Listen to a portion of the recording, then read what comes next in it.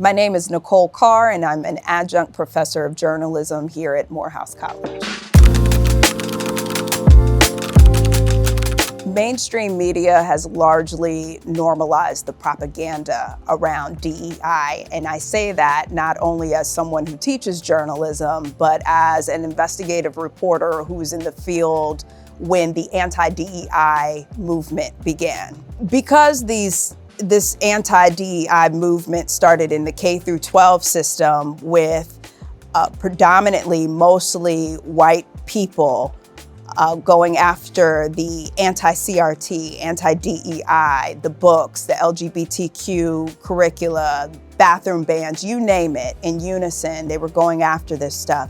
It took on a different meaning because of what they were fighting for. The one thing we could have done in mainstream media in covering the anti-DEI movement is define diversity, equity, and inclusion. And in K through 12, where this all started, DEI, we could have very simply explained that, hey, all second graders go on a field trip each year, but this year we have a wheelchair-bound second grader and a partner for our field trips that does not have accommodations for our second grader to get around in their wheelchair. So a DEI coordinator would do one of two things. That coordinator would say, hey, we're going to work with our partner to make sure that every child on this trip can get to the annual field trip. Or we're going to have to pivot and find a new partner who can accommodate all our children so that no matter what challenges or special needs the child may have, they can be accommodated and have a full second grade experience. DEI didn't always mean something that boiled down to race. It was access. For our educators, you know what an IEP is, accommodations for the child in the classroom, making reasonable accommodations, making sure that we're recognizing the full child. Meaning if you come from different religious backgrounds, your family looks different, you speak a different language, the cultural competency. It was all of those things, yet all of those things, they were almost never identified in terms of the definition of DEI in news coverage. So what we end up doing is repeating the propaganda of what DEI is. You repeat what the person or the group that's trying to get rid of the concept. We begin to adopt the language and repeat the language in headlines and the stories. We don't challenge people when we're interviewing them. I said the same thing about the use of the word woke. It's nonsensical the way that it's been used over the past several years, 5 or 6 years, but rarely did you see a journalist challenge someone, challenge a governor, challenge a politician, and say, I'm sorry, can we hold up? I don't know what that means. What do you mean when you say woke? And if someone is forced to then define it, but they've been using it as a slur, they find it very hard to define, and you should push on that. That's a part of accountability, because that's all it was. And so it was a slur, and that's the way that the anti-DEI rhetoric has been used. And so largely what we've had is the failure of our language, the failure of understanding. You would not report something out for your audience in a way that the audience could not define it, could not understand what was being said. If you can't define it for your readers, for your viewers, it should not be in the story. And so in order to define what was being spread, we needed to ask people to be accountable for their words. And we never did that on scale. Rarely did we do that. And that's how we get to spreading propaganda. Yeah, we're in a fight to preserve the truth. And this is where journalism plays a big part in preserving humanity. I don't know what you do except fight to grab the information, preserve it with the technology that we have today, and continue writing the truth. I mean, maybe our very concept of journalism is changing. I've always said that your primary responsibility, this is what I tell the students, your primary responsibility is crafting the most accurate first draft of history possible. And that is something we say across the industry. So if we're watching history be erased and we're also responsible for crafting this first draft, then we must see ourselves as responsible for combating erasure. And so you think about your job differently, your responsibility to the public differently. You know, we can't add context to our journalism if we aren't historically informed.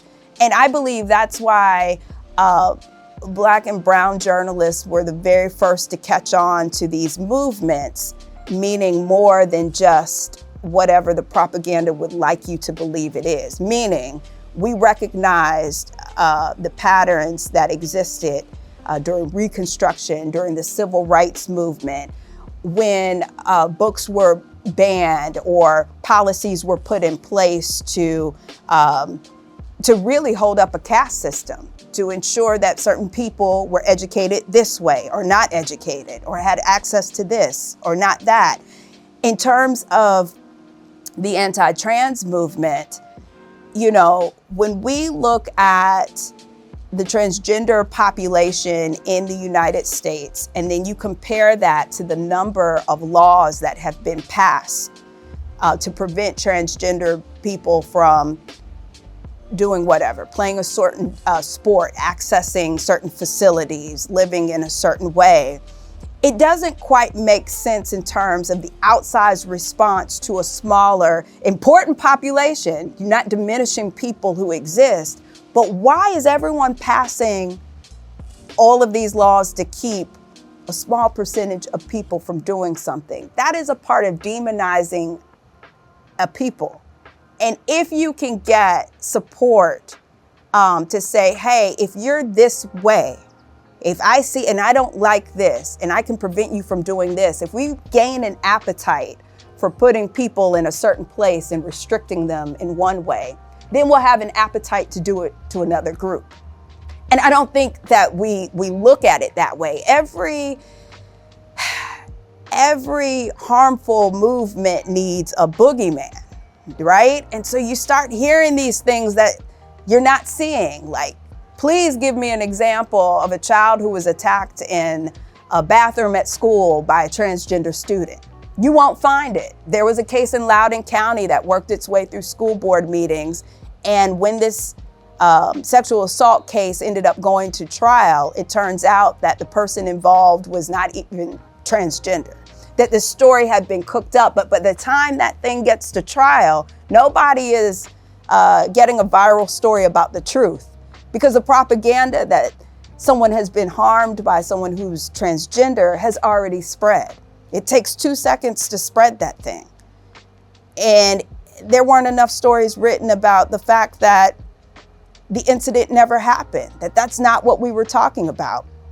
Same thing with book bans. Rarely did we have journalists who watched someone protest against a book in a school district. Rarely did the journalist turn around and ask the district or do some reporting to find out, was the book even in the district? Because they came out of these master lists. And in some cases, people were getting up and yelling at the school board podium about something that actually did not exist, a problem that did not exist, a discussion that did not have to happen there. But that's not how it was covered. And you know, I think we really need to pay attention to the details. The devil is in the details. It's in the reporting and contextualizing what is actually happening here instead of making the chaos the main story. Because the chaos is a part of the propaganda, which is a part of the dismantling of the policies and the institutions that hold us accountable for our behavior and get us closer to the progress we want to see in this country. I always tell my students to study your ancestors, because if we understand the ways in which our ancestors dealt with the same issue or set of issues that we are facing today, if you just look at history and say, well, that was back then, that isn't now. If ever a time, you know, that didn't hold true, it's now. We can clearly see the through lines between not even ancient history, things that their parents, grandparents, great-grandparents remember. Study your history so you can look at the ways in which ancestors handled this.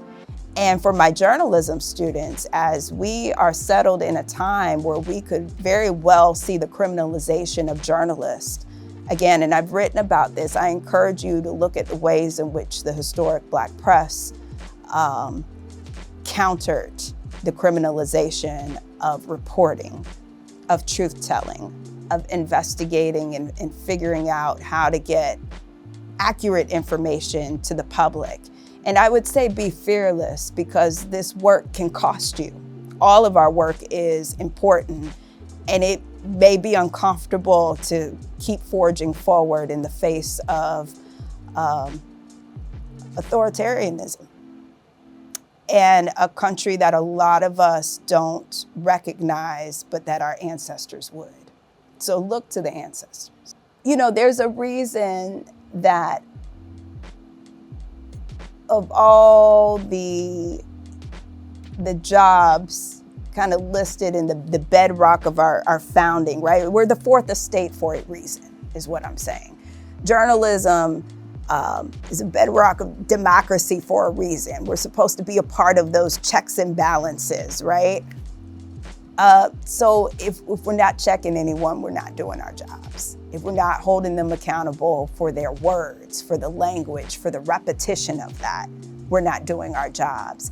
And I just encourage us to really say what we have to say plainly and not repeat, you know, the administration says this in the headline, in the social media copy. Say what it is. We have a lot of anti-DEI coverage right now that's saying, oh, Black people and women and LGBTQ folks are being removed from federal websites, or this history is being removed as a part of an anti-DEI deal. That's not DEI. It's not. This is the removal of everyone except who is a straight white man. You can say that. Like when you start wiping sites, don't start saying what's being removed in the name of DEI, because that's not it. What's being done is the erasure of the truth and what has brought us to this moment. And it is preserving everyone except one group of people, straight white men. It's okay to say that plainly. You have the facts to back that up. So be plain, be straightforward, just call a thing a thing. That's what we're charged to do right now.